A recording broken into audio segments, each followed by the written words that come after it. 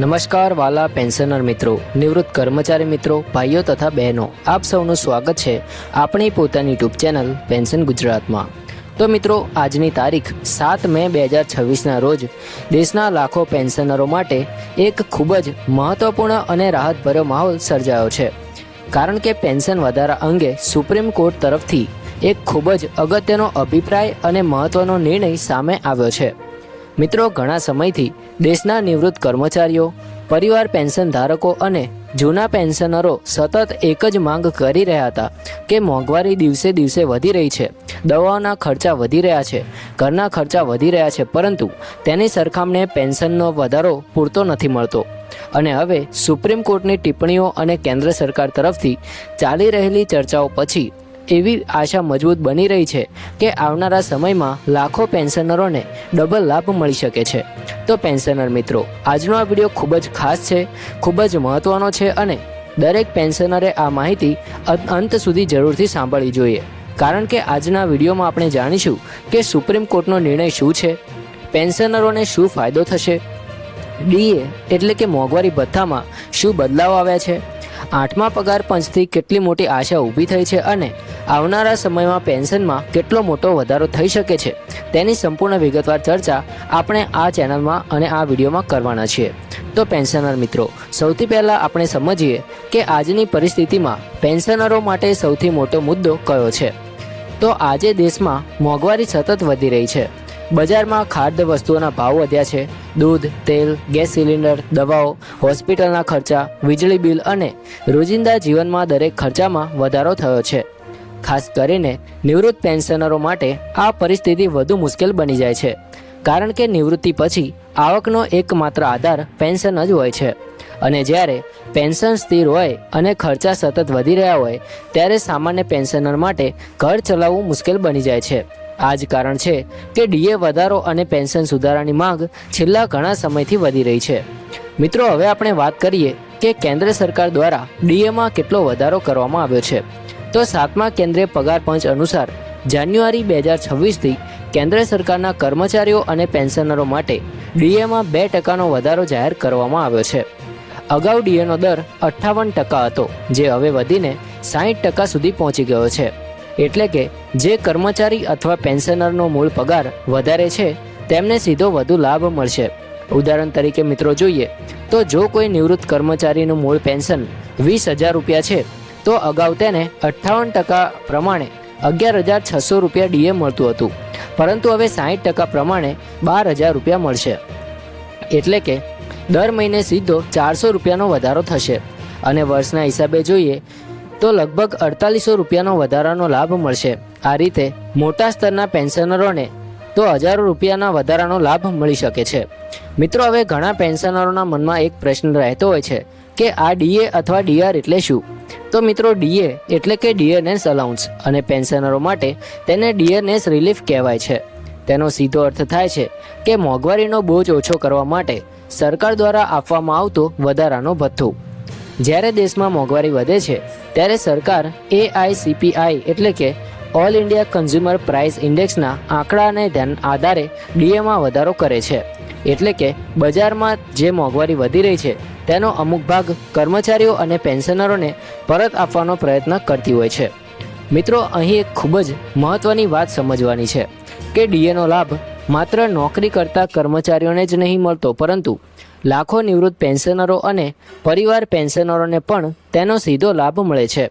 હાલમાં અંદાજે 50 લાખથી વધુ કેન્દ્રીય કર્મચારીઓ અને લગભગ 65 લાખ જેટલા પેન્શનરોને આ વધારાનો સીધો લાભ મળવાનો છે। એટલે કે કુલ મળીને 1 કરોડથી વધુ લોકોને સરકારના આ નિર્ણયથી ફાયદો થવાનો છે। ખાસ કરીને વરિષ્ઠ નાગરિકો માટે, એટલે કે વરિષ્ઠ નાગરિક માત્ર પેન્શન પર આધારિત જીવન જીવી રહ્યા છે તેમના માટે આ વધારો ખૂબ જ મહત્વનો સાબિત થશે। પેન્શનર મિત્રો, હવે આપણે વાત કરીએ સુપ્રીમ કોર્ટના મહત્વપૂર્ણ અને મહત્વના અભિપ્રાય વિશે। તો છેલ્લા કેટલાક વર્ષોથી દેશભરના અનેક પેન્શનર સંગઠનો સતત એવી માંગ કરી રહ્યા છે કે પેન્શનરોને સન્માનજનક જીવન જીવવા માટે યોગ્ય પેન્શન મળવી જોઈએ। ઘણી વખત સુપ્રીમ કોર્ટ દ્વારા પણ પોતાના ચુકાદાઓમાં કહેવામાં આવ્યું છે કે પેન્શન કોઈ દયા કે ભેટ નથી, પરંતુ નિવૃત્ત કર્મચારીઓનો કાનૂની હક છે।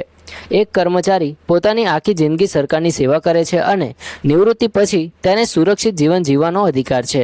આ જ કારણ છે કે પેન્શન સુધારાની દરેક ચર્ચામાં સુપ્રીમ કોર્ટના અભિપ્રાયો ખૂબ જ મહત્વ ધરાવે છે. મિત્રો, હાલમાં સૌથી વધુ ચર્ચામાં રહેલો મુદ્દો છે 8મું પગાર પંચ. કારણ કે હવે એવી આશા વ્યક્ત કરવામાં આવી રહી છે કે 8મા પગાર પંચ હેઠળ માત્ર કર્મચારીઓના પગારમાં જ નહીં પરંતુ પેન્શનરોની પેન્શનમાં પણ ખૂબ જ મોટો વધારો થઈ શકે છે. ખાસ કરીને જે લઘુત્તમ પેન્શન હાલમાં 9,000 રૂપિયા છે તે વધીને 22,500થી 25,200 રૂપિયા સુધી પહોંચી શકે છે તેવી ચર્ચાઓ ચાલી રહી છે. જો આવું થાય છે તો લાખો પેન્શનરો માટે આ જીવન બદલાવી નાખે એવો નિર્ણય સાબિત થઈ શકે છે. મિત્રો, વિચાર કરો કે આજના સમયમાં 9,000 રૂપિયામાં ઘર ચલાવવું કેટલું મુશ્કેલ બની ગયું છે.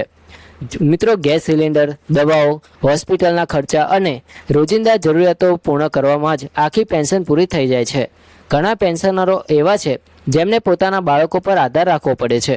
પરંતુ જો પેન્શન 22,500 કે 25,000 રૂપિયા સુધી પહોંચે તો નિવૃત્ત કર્મચારીઓને વધુ સન્માન સાથે પોતાનું જીવન જીવી શકે છે. આ જ કારણ છે કે 8મા પગાર પંચની જાહેરાતને લઈને પેન્શનરોમાં ખૂબ જ ઉત્સાહ જોવા મળી રહ્યો છે. હવે મિત્રો, અહીં એક મહત્વનો પ્રશ્ન આવે છે કે આ વધારો કેવી રીતે નક્કી થાય છે. તો મિત્રો, અહીં ફિટમેન્ટ ફેક્ટર ખૂબ જ મહત્વનો ભાગ ભજવે છે. જ્યારે પણ નવું પગાર પંચ આવે છે ત્યારે સરકાર એક ફિટમેન્ટ ફેક્ટર નક્કી કરે છે જેના આધારે મૂળ પગાર અને પેન્શનનો નવો દર નક્કી કરવામાં આવે છે. 7મા પગાર પંચમાં ફિટમેન્ટ ફેક્ટર 2.57 રાખવામાં આવ્યું હતું. હવે પેન્શનરો અને કર્મચારી સંગઠનોની એવી માંગ કરી રહ્યા છે કે 8મા પગાર પંચમાં ફિટમેન્ટ ફેક્ટર 3%થી વધુ રાખવું જોઈએ જેથી પેન્શનરોમાં મોટો વધારો થઈ શકે, એટલે કે પેન્શનરોની પેન્શનમાં વધારો થઈ શકે. પેન્શનર મિત્રો, હવે આપણે પરિવાર પેન્શન અંગે પણ વાત કરી લઈએ.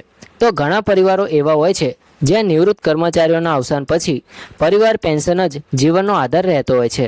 ખાસ કરીને વૃદ્ધ મહિલાઓ માટે પરિવાર પેન્શન ખૂબ જ મહત્વપૂર્ણ હોય છે અને જ્યારે ડીએમાં વધારો થાય છે ત્યારે પરિવાર પેન્શનરોને પણ તેનો સીધો લાભ મળે છે. એટલે કે માત્ર નિવૃત્ત કર્મચારીઓ જ નહીં પરંતુ તેમના પરિવારજનોને પણ આ નિર્ણયથી રાહત મળશે. મિત્રો, હવે એક વધુ મહત્વની બાબત સમજીએ. તો ઘણા લોકો પૂછતા હોય છે કે જો કોઈ પેન્શનર ફરી નોકરીમાં જાય અથવા પુનઃરોજગાર મેળવે તો શું તેને ડીએનો લાભ મળશે? તો નિયમો અનુસાર ઘણા કેસમાં પુનઃરોજગાર મેળવનાર પેન્શનરો માટે ડીઆર રોકી શકાય છે, પરંતુ તેમાં કેટલાક અપવાદો પણ હોય છે. એટલે દરેક કેસમાં નિયમો અલગ અલગ હોઈ શકે છે. તેથી પેન્શનરોને સલાહ આપવામાં આવે છે કે તેઓના પોતાના વિભાગ અથવા બેંક સાથે સંપૂર્ણ માહિતી ચકાસી લે. હવે મિત્રો, આપણે વાત કરીએ આવકવેરાની. તો ઘણા પેન્શનરોને આ બાબતે ગેરસમજ રહેતી હોય છે કે ડીએ અથવા ડીઆર પર ટેક્સ લાગુ પડે છે કે નહીં. તો અહીં સ્પષ્ટ રીતે સમજવું જરૂરી છે કે ડીએ સંપૂર્ણપણે આવકવેરાને આધીન છે. એટલે કે કર્મચારીઓ અને પેન્શનરો બંનેએ પોતાના ITRમાં ડીએનો ઉલ્લેખ કરવો જરૂરી બને છે. ખાસ કરીને હવે ડિજિટલ સિસ્ટમ વધતા સરકાર તમામ માહિતી ઓનલાઈન ચકાસી શકે છે, તેથી કોઈ પણ માહિતી છુપાવવી યોગ્ય નથી. મિત્રો, હવે આપણે એક સામાન્ય પેન્શનરના જીવનની પરિસ્થિતિને સમજવાનો પ્રયત્ન કરીએ. તો ઘણા પેન્શનરો એવા છે જેમને દર મહિને દવાઓ પર જ હજારો રૂપિયાનો ખર્ચ થઈ જાય છે. મિત્રો, અને જ્યારે પેન્શન ઓછી હોય ત્યારે જીવન વધુ મુશ્કેલ બની જાય છે. તેથી ડીએમાં નાનો વધારો પણ પેન્શનરો માટે મોટી રાહત સમાન હોય છે. મિત્રો, હવે આગામી સમયમાં શું શક્યતાઓ છે તે અંગે પણ વાત કરી લઈએ. તો હાલમાં જે રીતે ડીએ સતત વધી રહ્યો છે અને 8મા પગાર પંચની ચર્ચાઓ ચાલી રહી છે તે જોતા ઘણા નિષ્ણાતો માને છે કે આગામી 2 થી 3 વર્ષમાં પેન્શનરોને વધુ મોટા લાભ મળી શકે છે. ખાસ કરીને લઘુત્તમ પેન્શન વધારાની શક્યતાઓ ખૂબ જ મજબૂત બની રહી છે. ઉપરાંત ફિટમેન્ટ ફેક્ટર વધે તો મધ્યમ અને ઉચ્ચ પેન્શન ધરાવતા લોકોને પણ મોટી રાહત મળી શકે છે. અહીં એક વધુ મહત્વની વાત સમજવાની છે કે હવે પેન્શનરો વધુ જાગૃત બન્યા છે. સોશિયલ મીડિયા, યુટ્યુબ અને પેન્શન સંગઠનો દ્વારા સતત માહિતી શેર થતી હોવાથી સરકાર પર પણ દબાણ વધ્યું છે કે પેન્શનરોની માંગ પર ગંભીરતાથી વિચાર કરવામાં આવે. અને આ જ કારણ છે કે આજે પેન્શન સંબંધિત દરેક સમાચાર લાખો લોકો સુધી ઝડપથી પહોંચે છે.